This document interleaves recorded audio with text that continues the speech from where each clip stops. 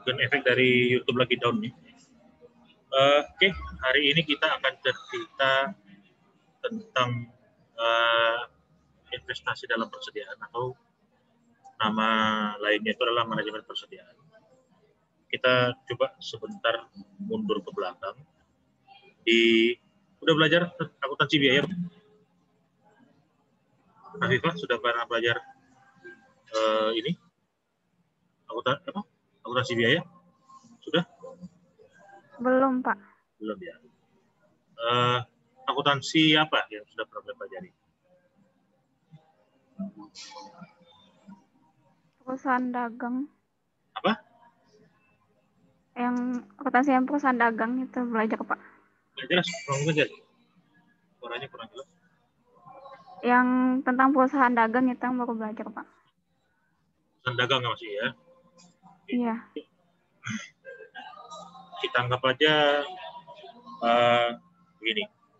Jadi ketika kalian kemarin belajar di akuntansi dasar ya, baru ya, kalau perusahaan dagang itu kan ada cerita bagaimana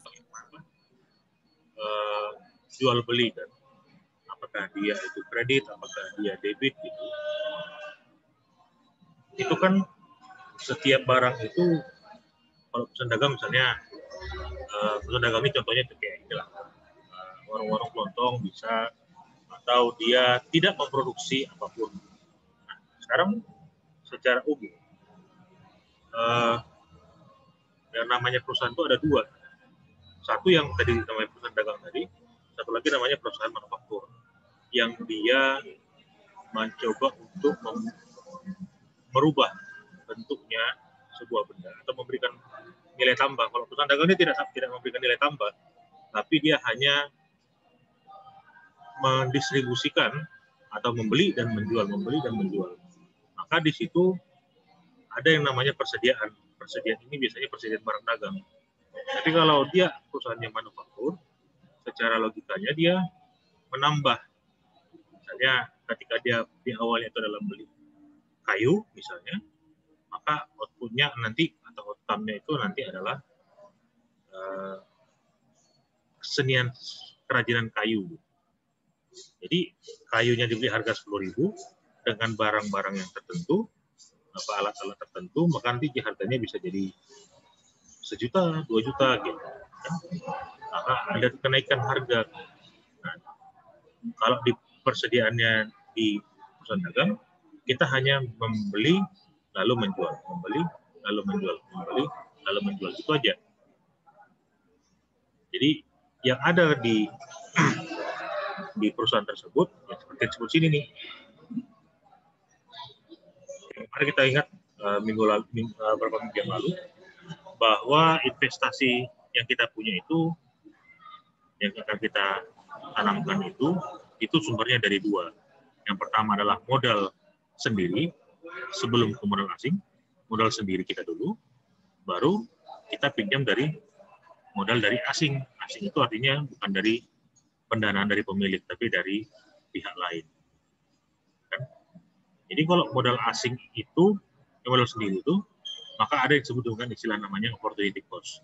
Opportunity cost ini adalah biaya yang diambil, biaya yang harus kita hitung, atau keuntungan yang bisa kita dapat di masa depan.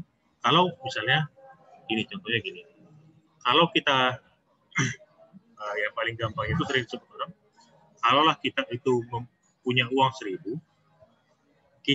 kita hanya bisa membeli barang di harga 1.000 atau di bawah harga 1.000. Nah, bagaimana kalau misalnya barangnya di bawah, misalnya satu harganya 500 A, yang satu lagi 600, maka kita harus memilih, kan? Apakah kita mengambil yang 500 atau yang ambil harganya 600? Kalau kita ambil harga 500, maka kita hanya bisa mendapatkan keuntungan dari yang 500. Kita mengabaikan keuntungan yang dapat dari angka 600. Atau sebaliknya, kalau kita ambil 600, maka kita dapat keuntungan dari 600 saja. Itu disebut sebagai opportunity cost. Cost yang kita nggak ambil yang lain itu akan menjadi opportunity cost. Biaya kesempatan bahasanya. harusnya ini itu sudah kita pelajari. Nanti kita akan saya berikan lagi untuk minggu depan sekali lagi. Itu bahannya tentang cost of capital. Itu akan jadi 2 minggu, 3 minggu belakang ini Anda akan saya berikan banyak tugas yang untuk bisa menjadi bahan saya untuk penilaian ujian nanti. Tapi sebenarnya kita nggak ada ujian kan. Sedangkan kalau kita minjam modal uang dari pihak lain, maka dia akan muncul yang namanya istilah biaya bunga. Kenapa?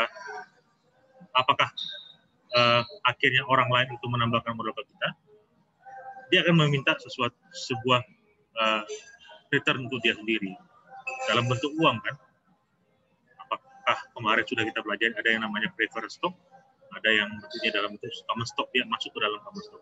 Tapi kalau dia dalam bentuk hutang, maka dia pasti adalah bunga. Nah, pengertian bunga di sini adalah imbal hasil atas investasi yang kita keluarkan. Jangan dekatkan dengan riba. Udah? Nah, sekarang nanti kita akan belajar ke bawah lagi. Masing-masing ini mempunyai kelebihan dan kekurangan. Makanya kita ketika memilih itu, apakah melalui uang kita sendiri atau uang orang lain, itu kita harus pikirkan yang dua nih. Nanti ya, minggu depan kita akan belajar mundur sedikit ke cost of capital. Tapi kita sedikit maju dulu. Nah, sekarang di perhitungan ini, kita harus berhitung nih, apakah uang yang kita punya sekarang dan atau melalui hutang itu akan kita berikan bentuknya persediaan. Yang akan kita putarkan, yang akan kita usahakan, kita berikan nilai tambah dengan sebuah angka gitu, dengan sebuah proses. Misalnya kita berikan inputnya adalah SDM misalnya. SDM itu pekerja direct labor atau dalam bentuk direct material, kita tambahkan bahan baku lainnya yang dibilang tadi, peralatan kah, perlengkapan kah, atau apa. Kita harus menjaga dengan uang kita punya tadi, jangan sampai nanti terlalu banyak persediaan di gudang kita sendiri. Kalau terlalu banyak persediaan, maka kita harus menyiapkan gudangnya atau biaya-biaya yang dikeluarkan untuk penyimpanan. Tapi kalau kita punya persediaan terlalu sedikit, maka kita kehilangan kesempatan untuk menjual yang lebih banyak. Contoh misalnya ini, kita hanya punya 300 unit di gudang kita atau di